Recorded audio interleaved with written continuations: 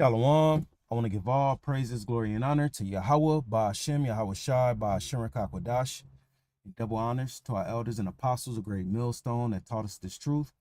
Peace, love, and salutations to the hopeful like Akim, teaching and preaching this truth with all righteousness and sincerity. Just like Yahweh Shai, today's lesson is entitled, Our Victory is on Its Way. And Lord willing, you be edified through the spirit and power of Yahweh, Ba'ashem, Yahweh Shai, which are the true names of the Heavenly Father and His beloved Son in the Paleo Hebrew.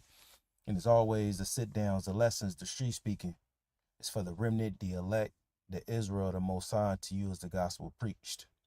All right, our victory is on its way. As we hear the different things that's going on the world stage, all right, in regards to the MOTB infrastructure, you had King Charles come out and say how he's about to implement a digital ID infrastructure where its citizens have to basically get down with the this new wave in order to operate in the public services there in Europe. All right, which all these different things we see being implemented in these countries outside of America, which is Babylon the Great. All right, these things are coming steadfastly here. All right, situation with the Middle East in regards to, this war. All right, the looming civil unrest, the looming economic collapse, all these things plays a part into our victory. All right, which is written that we have a victory over Esau and his image and his mark. All right, so I want to push that vibration and comfort one another with these words, because it's not all doom and gloom. But the prophecies, focus on the sad perils, the chaos, the destruction, the war, so on and so forth, the pestilence, the famine. But with balance, there is a victory written for the saints. So we're gonna go ahead and get into it, and Lord willing, be edified. We'll start here in Revelation 12. The point is in 11, but I'm gonna build it up. We're gonna start at the 7th verse. It says, "And there was war in heaven. Michael and his angels fought against the dragon, and the dragon fought and his angels." This is going into World War III. All right, where in the midst of World War III, you're gonna have the visitation of Yahweh Shai and the angels. All right, Michael being one of them. And the Lord Yahweh Shai is going to fight against Esau's army and all the armies of the heathen. All right. And it's been a lot of talks about so-called UFOs, UAPs, UAVs. These are aircrafts that the angels travel in. And there's so many accounts in the scriptures speaking about the angels, all right, visiting this place. And, they're described as swift clouds, wheel within the wheel. Yahweh Shai being on a mountain and flying upon it. You know what I'm saying? These are different descriptions of what Esau calls UFOs. All right. So during the midst of World War III, that's when Yahweh Shai is going to come and destroy the armies of the heathen. All right. And the dragon is synonymous to Esau's rulership. So when we read it from the top with understanding, it says, "And there was war in heaven, war in the skies." It says, "Michael and his angels fought against the dragon, and the dragon fought and his angels." Now, Esau's angels are his aircrafts, all right, his technology. All right, one example is the Blue Angels, right?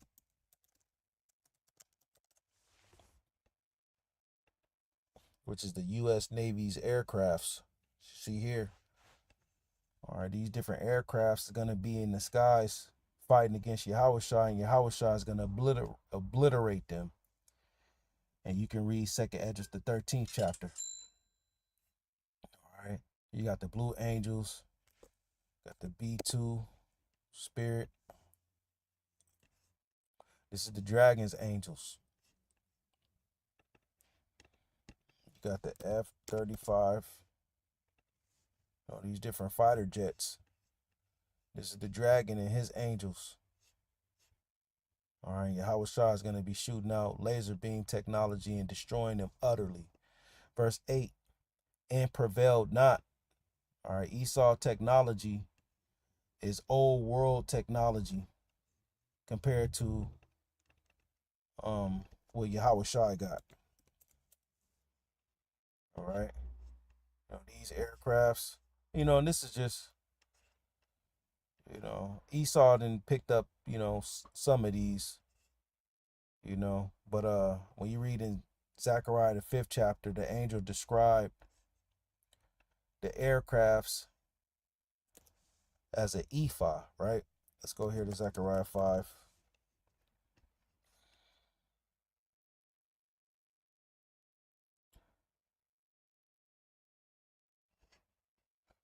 Real quick, Zechariah 5:1. Then I turned and lifted up my eyes and looked, and behold, a flying roll. So Zechariah, he's describing what he's seeing flying in the heavens. And he did a similitude and said it's a flying roll, meaning it's a rectangular shape, cylinder shape object. And he said unto me, what seest thou? And I answered, I see a flying roll. The length thereof is 20 cubits, and the breadth thereof 10 cubits, about the size of a bus.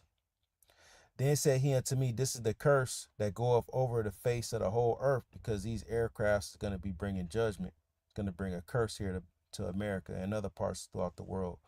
For everyone that stealeth shall be cut off, as on this side according to it, and everyone that swears shall be cut off, as on that side according to it. So we know Esau, he stole nationalities and lands and heritages.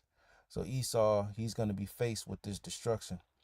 I will bring it forth, saith the Lord of hosts. So the Lord is going to command these chariots to come, and they shall enter into the house of the thief, which is America, and into the house of him that sweareth falsely by my name, which Esau know the true name of the Most High, but he puts the vibration of Yahweh, Yeshua, God, Jesus, Allah. All right, he swears falsely by the Lord's name. And when you read in Revelation 13, it speaks about how these devils will blaspheme the Lord, the angels, and them is the Lord, the angels, and his tabernacle. Okay. And it shall remain in the midst of his house. It's going to be a continual presence of these aircrafts here. That's why they come out and speak on it. And shall consume it with the timber thereof and with the stones thereof. So these aircrafts going to bring judgment. Then the angel that talked with me went forth and said unto me, lift up now thy eyes and see what is this that goeth forth. So the angel is telling Zechariah, look up and look at this aircraft that's flying. And I said, what is it? And he said, this is an ephah that goeth forth. And he said, moreover, this is their resemblance through the earth. And our elder Apostle Tahar, he taught us this, man. Go to Google, type in ephah, go to images, and what you see. This is the ephah, which is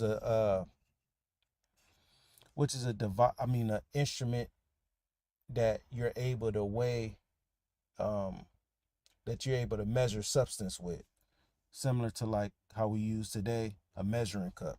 But as you see, this ephah looks similar to a so-called UFO, man. All right.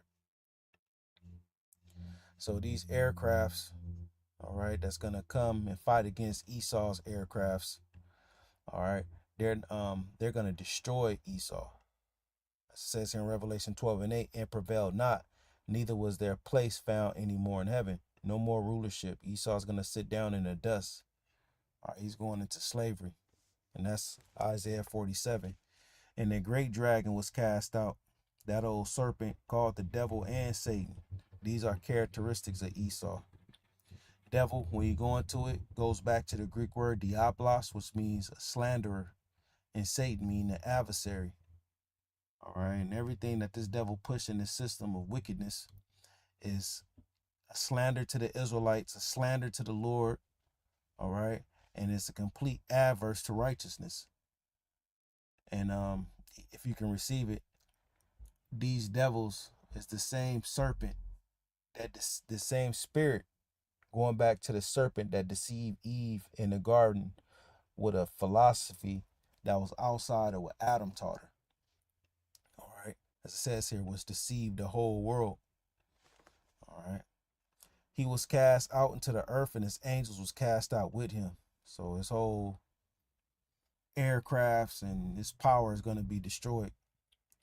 And I heard a loud voice saying in heaven, now is come salvation and strength in the kingdom of our power and the power of his anointed.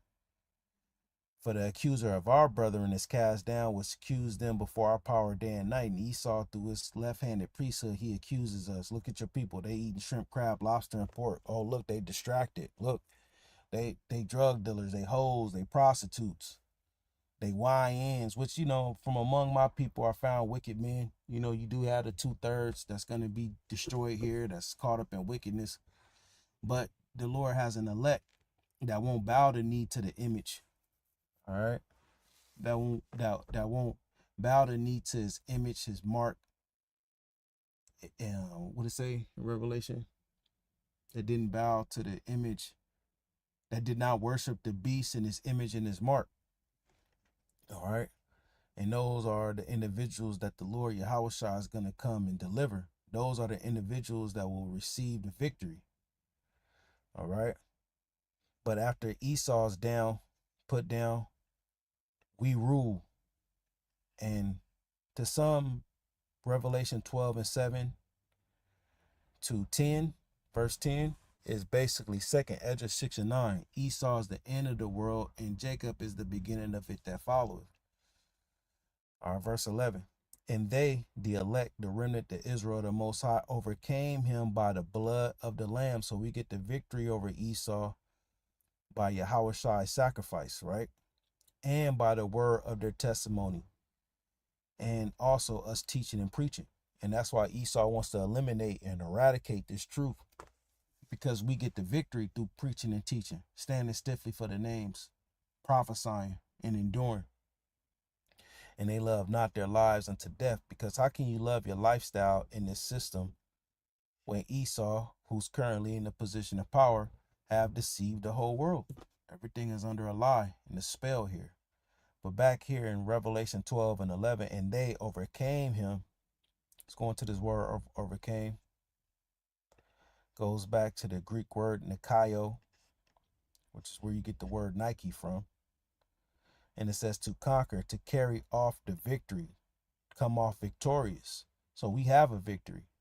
The prophecies tell us that we have the victory. We won already. And as it says here, they overcame him by the blood of the Lamb, which the blood of the Lamb enabled us to receive forgiveness of sins. When you go to Colossians, the 1st chapter, which the book of Colossians is a part of Apostle Paul prison epistles when he was his first imprisonment, which he was on house arrest and he was bound to a Roman soldier. All right, he was sending out these epistles to Colossians, Philippians, Ephesians, and Philemon. All right. Now when you go here to Colossians, it might be Ephesians. Might be Ephesians. Yep. Ephesians 1:7. Let's start at 6. Start at 5. Having predestinated us, the believers of Yahushua, into the adoption of children by Yahushua Hamashiach to himself, according to the good pleasure of his will, to the praise of the glory of his grace, wherein he hath made us accepted and beloved. It's another title for the elect, beloved, in whom we have redemption through his blood, the forgiveness of sins according to the riches of his grace. So through Yahushua's blood, we have forgiveness of sins. So Esau can't lay anything to the charge of the Most High elect. Why? Because the Most High elect believe in Yahushua, and that belief leads to us having forgiveness of sins. All right, we're without spot and without blemish before the throne of the Most High. So the Lord is going to come gather us and come save us from this devil. All right, wherein he have abounded toward us in all wisdom and prudence, giving us the knowledge, the wisdom, the understanding, the prophecies, having made known unto us the mysteries of his will, the prophecies, according which the prophecies is the testimony of our Lord Yahushua. That's why it says in Revelation 12 that they overcame Esau by the blood of the Lamb, which that enabled us to have forgiveness of sins, and by the word of their testimony, which our testimony, all right, goes back to what you read in Revelation 19, where it speaks about the testimony of Yahushua as the spirit of prophecy, or as it says here in Ephesians 1 and 9, the mysteries of his will. All right. So that's how we get the victory, Akim. All right. By what Yahushua did for us. All right. Offer himself on the cross. And that sacrifice enabled us to receive the Holy Spirit, which is the spirit of truth, which the world cannot receive. Meaning, if you ain't in this truth, if you ain't a part of the elect, you ain't going to believe in this information that we bring out. You ain't going to believe that it's going to be what Esau would call a so-called alien invasion. You know, the angels coming on these aircrafts fighting against Esau and destroying them. Feel me? But back at the featured precept, Revelation 12 and 11, and they overcame. We went into that word overcome, which goes back to the Greek word nikaio, which means to conquer or become victorious. All right. And they overcame him. We got the victory on Esau by the blood of the Lamb and by the word of their testimony, and they loved not their lives unto the death. So we got the victory, Akim. All right. It's some more victory precepts here. 1 Thessalonians 4 and 13. But I would not have you ignorant, brethren, Israelites that believed in the Messiah, concerning them that which are asleep, those that died in the faith, that ye sorrow not, even as others which have no hope. For if we believe that Yahushua died and rose again, we believe in Yahushua, even so them also which sleep in Yahushua, the Most High will bring with him. So Yahushua is going to have those brothers that died in the faith. He going to have them with him on them chariots when he come back. For this we say unto you by the word of the Lord, that we which are alive and remain unto the coming of the Lord shall not prevent them which are asleep. And hey, Apostle Paul, this is reincarnation. All right, which Yahushua didn't come during the time of the Roman Empire. Which Apostle Paul in 2 Thessalonians, he spoke about that day isn't going to come except it be a falling away first, and that man of sin be revealed, the son of perdition. So Apostle Paul, eyes are open. He's speaking about reincarnation here. Verse 16, for the Lord himself shall descend from heaven with a shout and with the voice of the archangel, because we read in Revelation 12 that when the angels come, you're going to have Yahushua, Michael fighting against Esau. And synonymously, there's going to be a deliverance for the elect. Back in 1 Thessalonians 4 and 16, for the Lord himself shall descend from heaven with a shout, with the voice of the archangel, and with the trump of the Most High, and the dead in Yahushua shall rise first. Then we, which are alive and remain, shall be caught up together with them in the clouds, the so-called UFOs. This is our victory, to meet the Lord in the air, and so shall we ever be with the Lord. Wherefore comfort one another with these words. So, Lord willing, you were comforted with these words of victory. All right. And hey, as we see the prophecies unfold, all right, this brings us closer to that victory. And we got to be victory minded entering into this era. So Lord willing, you're edified. I want to give all praises, glory, and honor to Yahweh, Ba'ashem, Yahushua, Ba'ashem, Kakwadash, and double honors to our elders and apostles of Great Millstone that taught us the truth. Shalom, Akim. Stay watching.